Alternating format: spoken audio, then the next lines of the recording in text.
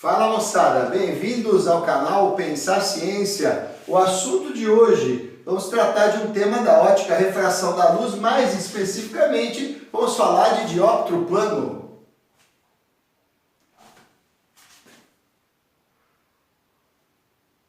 E o início desse trabalho tem a ver com aquela sensação que você certamente já teve de olhar para uma piscina e falar, nossa, é rasinha, dá pé, certamente. Aí se joga lá e depois se surpreende com a profundidade da piscina. Ela aparentemente parecia rasa, mas quando você pulou, você percebeu que ela não dava pé. Ainda bem que você sabia nadar, né? Porque se não souber, vai passar um apuro danado. E sabe por que você passou esse apuro? Porque você não estudou dióptro plano, que é o que você vai começar a aprender agora. Ó, nós temos aqui um índio que sabe muito mais sobre dióptro plano que você, que está querendo pescar esse peixe. O problema é que o índio também não vai ver o peixe aqui.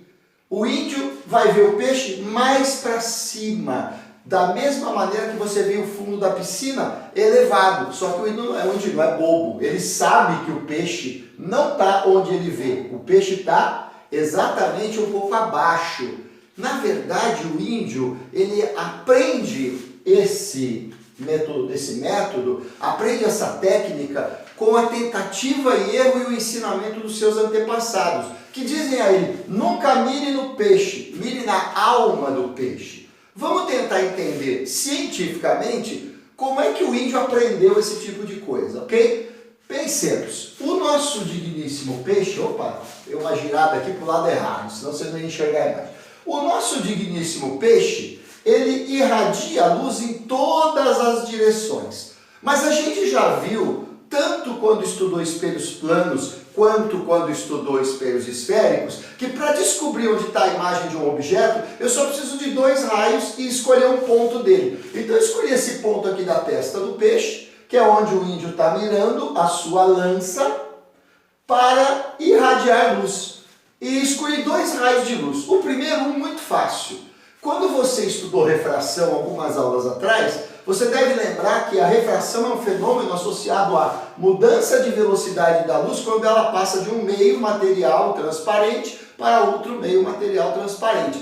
Só que quando a incidência é normal, ou seja, quando a incidência se dá em cima da normal, mais precisamente formando 90 graus com a superfície que separa o meio 1 do meio 2, e eu estou trabalhando com uma situação na qual o índice de refração do meio 1, água, é maior que o índice de refração do meio 2, ar. Quando isso acontece e a incidência é normal, você tem mudança de velocidade, mas não tem mudança de direção. Diferentemente de quando você tem uma incidência oblíqua. Esse segundo raio que eu escolhi atingiu a superfície de separação água-ar nesse ponto, que a gente chama de ponto de incidência. Então o que eu fiz passando pelo ponto de incidência? Eu tracei uma reta, ó, vou reforçar aqui, tracejada, e esta reta forma ângulos de 90 graus com a superfície de separação entre a água e o ar. Por isso chamada de reta normal, ok? Olha aqui o ângulo de 90 graus, ó. Reta normal, a superfície de separação. O que se nota? O que se nota, na verdade, é que entre o raio incidente e a reta normal formou-se aqui um ângulo, chamado ângulo de incidência no meio 1 e 1. E, ao passar para o meio 2, a luz não só mudou de velocidade, como mudou de direção. Vejam que a direção original desse raio era essa aqui, ó.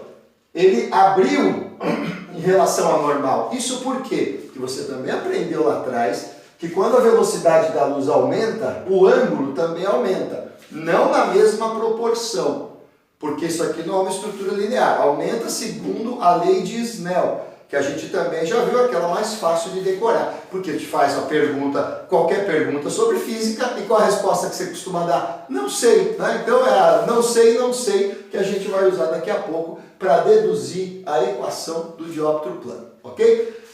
De novo, ângulo de incidência, ângulo de refração, I1 e 2. I2 é maior que 1, por quê? Porque a velocidade de propagação da luz no meio 2, ar, é maior que a velocidade de propagação da luz no meio 1, água. Muito bem, agora que você já sabe disso, o índio já sabia disso muito antes de você, pensemos, como é que eu descubro onde está a imagem? Nós vimos lá nos cursos anteriores que para descobrir onde está a imagem, você precisa pegar os dois raios emergentes do sistema óptico, no caso do dióptro plano, e ver onde eles se cruzam, porque eles partiram de um ponto, os raios emergentes, onde se cruzarem, vão te identificar o ponto imagem, já que esse aqui é o ponto objeto.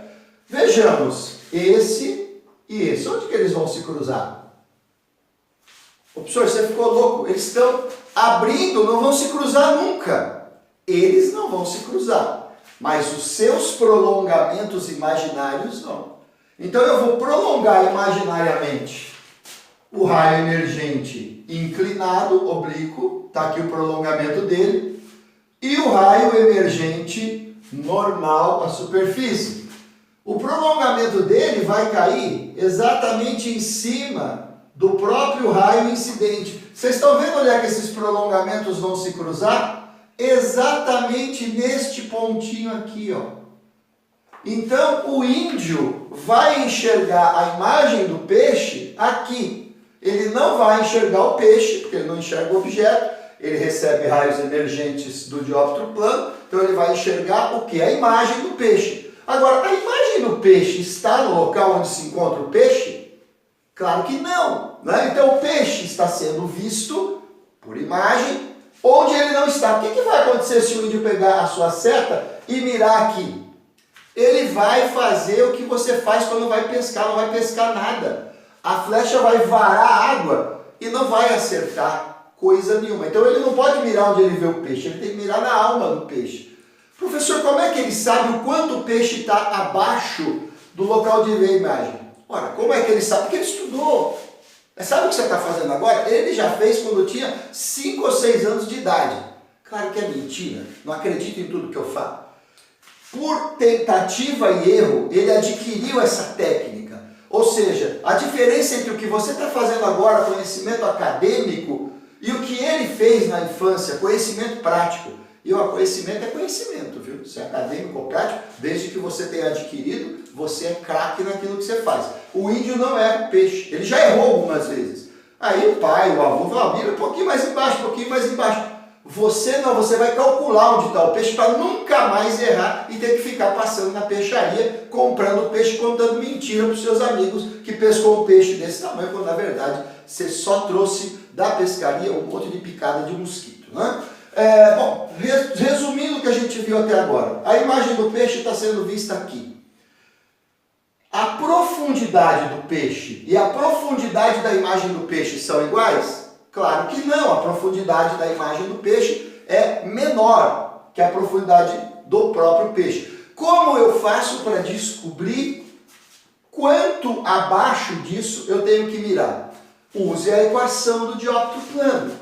Como que eu chego à equação do dióptro plano? Você tem que fazer uma dedução considerando o que nós chamamos de ângulos pequenos. Ou seja, você não vai estar aqui querendo acertar o peixe lá. Você chega bem pertinho dele e mira. Então, este ângulo aqui que eu exagerei para você poder visualizar, na verdade eles são ângulos muito pequenos, próximos de 5 graus. E para esta situação, se você calcular, pega a sua calculadora científica e calcula aí, seno de 5 graus.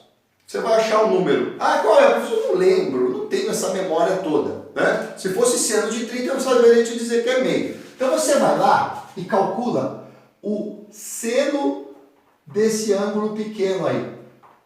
Θ.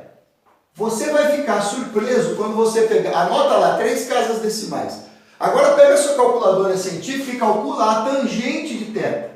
5 graus. Você vai ficar surpreso de ver que esse seno e essa tangente, até a terceira casa decimal, são praticamente iguais, se não forem iguais. O que significa dizer que trabalhar com o seno e trabalhar com a tangente vai praticamente dar na mesma. Só que antes de torturá-los com essa matemática um pouco sofisticada, eu quero que você entenda que você se admirou do índio saber mais sobre o dióptro plano que você, mas agora você vai se sentir mais inferior ainda. Está vendo este peixe aqui? Esse peixe visualizou esta abelha e está faminto. Então ele quer comer a abelha. A gente sabe que os peixes normalmente não conseguem saltar alturas tão grandes como a altura dessa árvore, onde a abelha poliniza alguma flor. Esse peixe tem uma técnica. Ele chega bem pertinho aqui, dá uma cuspida de água, acerta a abelha, derruba a abelha na água ou outro inseto qualquer, vai lá e nhaque, papa esse inseto.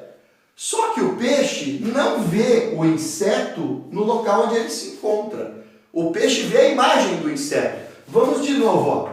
Raio incidente, raio refratado. Raio incidente, raio refratado. Se você prolongar os dois, olha aqui onde é que o peixe está vendo o inseto. Então, o peixe, se mirar aqui, não vai acertar nada, porque isso aqui é uma ilusão de ótica, lembra? Quem formou essa imagem? Os raios emergentes ou seus prolongamentos imaginários? Perfeito, os seus prolongamentos imaginários. Quando uma imagem é formada por prolongamentos imaginários, ela é real ou ela é imaginária? Exato, prolongamentos imaginários, imagem imaginária, imagem virtual. Isso aqui é uma ilusão de ótica. O inseto não está aqui, o peixe não está aqui. E o peixe que estudou de alto plano antes de você, faz os cálculos e cospe um pouco para baixo. Como é que ele descobre isso? Fazendo a conta que a gente vai fazer agora. Para fazer essa conta, eu vou ter que apagar tudo que está daqui para baixo. Mas eu tenho certeza que você já printou a tela. E se não printou, é só congelar o vídeo e printar, ok? Vamos avançar a partir daqui. Como que era mesmo a lei de Snell? Resposta: não sei, não sei. Ok? Então, você já tem essa estrutura aqui. Como é que a gente vai aplicar? Bom, já que sobrou essa imagem, eu vou aplicar essa imagem aqui, tá bom? Então, índice de refração do meio 1 é a água. Vou pôr os dois índices de refração no mesmo membro da equação. Índice de refração do meio 2 está multiplicando no segundo membro, vai passar dividindo. Seno de I2 no segundo membro. E o seno de I1 que está no primeiro membro multiplicando, eu vou passar para o segundo membro dividindo. Só que para ângulos pequenos, o seno e a tangente têm praticamente o mesmo valor. O que isso significa? Que a equação de dióptro plano que a gente vai deduzir só funciona para ângulos pequenos. Se você tentar aplicar para ângulos grandes, você vai ter que fazer um ajuste, não podendo trocar o seno pela tangente, que é o que eu vou fazer agora. Então, índice de refração do meio 1 dividido por índice de refração do meio 2 vai ser tangente de I2 sobre tangente de I1. Agora, você aprendeu no ensino fundamental que a tangente é uma função trigonométrica que nos triângulos se calcula dividindo o cateto oposto pelo cateto adjacente. Então eu vou começar pelo... Quem está em cima aqui é o I2, então eu vou começar pelo I2. Veja isso. Estão vendo o I2 aqui e o seu prolongamento do raio emergente? Vou prolongar até aqui. O que eu posso dizer sobre este ângulo que eu acabei de traçar e este outro ângulo I2? Ah, professor, eu não lembro. Você não lembra, mas você aprendeu isso aqui no ensino fundamental. No ensino fundamental você aprendeu que esses ângulos são correspondentes. Você achou que nunca ia servir para nada, né? Agora você está descobrindo que quer pescar, tem que saber conceito de ângulo alterno interno, ângulo correspondente e derivados. Então, ó, se os ângulos são correspondentes, eles são idênticos. Então, se aqui é I2, aqui também é I2. Conclusão: tangente de I2, cateto oposto sobre cateto adjacente. Quem é o cateto oposto? É a distância entre as duas normais, que eu chamei de D. Então, isso aqui vai ser, ou vai virar, índice de refração no meio 1 sobre índice de refração no meio 2 igual a D sobre, quem é o cateto adjacente? É a profundidade da imagem, que eu chamei de pelinha. Então, sobre P' dividido por, agora, tangente de I1. Quem é a tangente de I1? Estão vendo o I1 aqui?